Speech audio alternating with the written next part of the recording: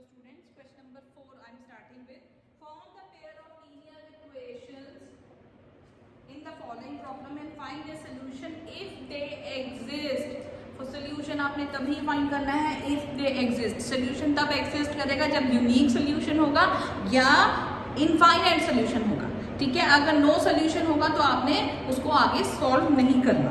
ठीक है, और उसने आगे बोला है बाई एनी एल्जेब्रिक मेथड, आप किसी भी एल्जेब्रिक मेथड से उसको सॉल्व कर सकते हो और आपकी चॉइस पे छोड़ दिया है. आप एलिमिनेशन मेथड यूज कर सकते हो, आप सब्स्टिट्यूशन मेथड यूज कर सकते हो, आप क्रॉस मल्टीप्लिकेशन मेथड यूज कर सकते हो, which ever method you like.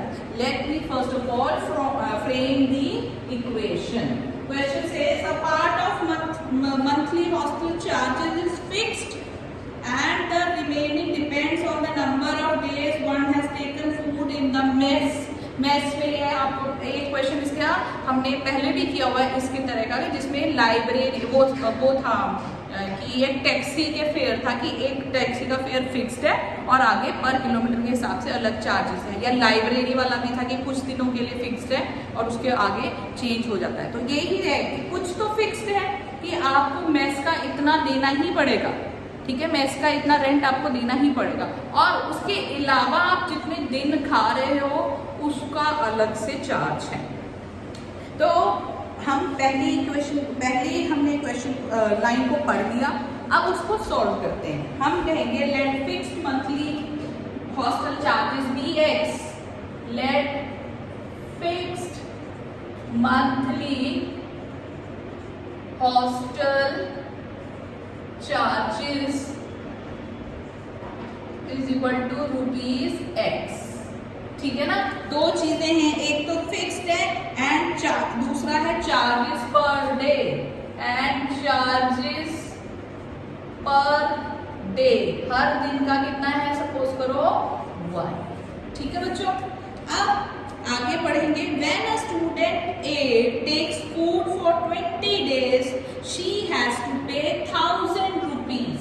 अब फॉर स्टूडेंट ए के लिए एक तो फिक्स चार्ज उसे देना ही पड़ेगा और 20 रुपीज का चार्ज देना पड़ेगा. मिला के कितना हो रहा है 1000. इज इट क्लियर कि 20 तो उसको देना ही पड़ रहा है और फिक्स्ड तो उसको देना ही पड़ रहा है. 20 डेज का मिला के 1000 रुपीज होता है. ठीक है, और आगे बढ़ते हैं.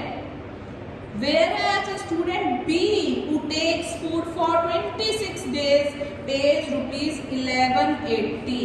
For student B के लिए क्या है, स्टूडेंट B के लिए फिक्स चार्ज तो है ही है जो X है और उसके बाद कितने हैं 26 डेज. 26 डेज के लिए कितना हो गया 1180.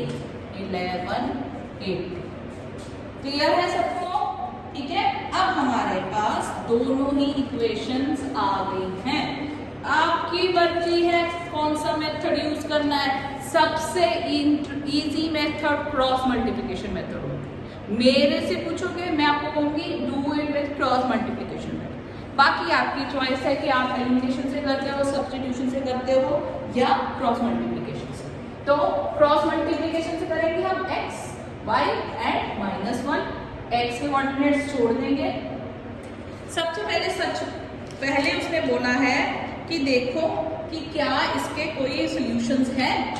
तो a1 अपॉन a2 निकालना पड़ेगा. a1 upon a2 is 1. ठीक है, b1 upon b2 is 20 upon 26 मतलब 10 13. तो ये दोनों इक्वल नहीं है. ये इक्वल नहीं है तो कौन सी लाइन बन गई, इंटरसेक्टिंग लाइन बन गई. यूनिक सॉल्यूशन है. यूनिक सॉल्यूशन जब यूनिक सॉल्यूशन है तो हम उस सॉल्यूशन को निकालेंगे, हम सॉल्व कर सकते हैं. अगर ये नो सॉल्यूशन आ जाता तो हम सॉल्व नहीं कर सकते थे.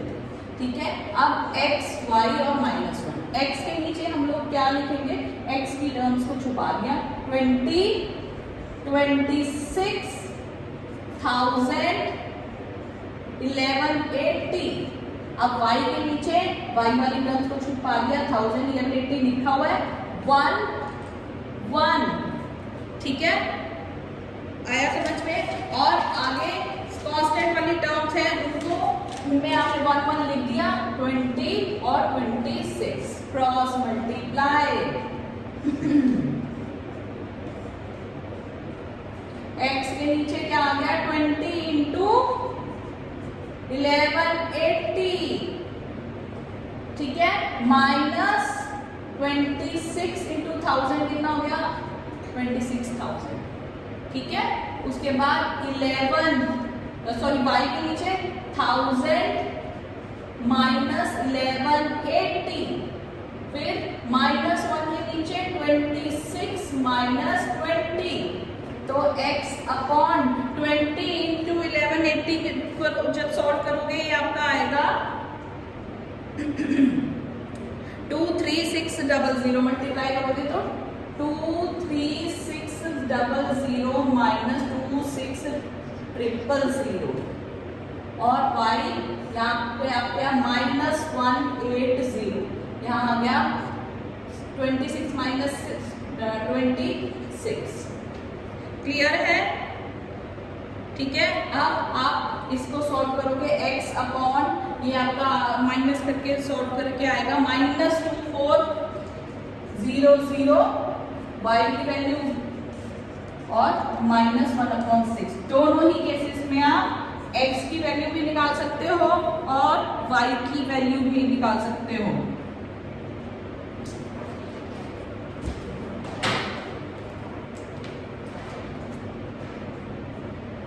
x is equal to -2400 upon एक माइनस ये था, एक माइनस ये, दोनों माइनस है, माइनस माइनस कट गया, 6 4 24 00। x की वैल्यू कितनी आ गई, 400। फिक्स चार्जेस कितने हो गए, 400, ठीक है। और y की वैल्यू कितनी आ गई, -180 अपॉन -6, माइनस माइनस कट गया 30, y की वैल्यू कितनी आ गई, 30। तो आप लिखोगे एंड में x is equal to 400 rupees and y equal to 30 rupees. This is your answer.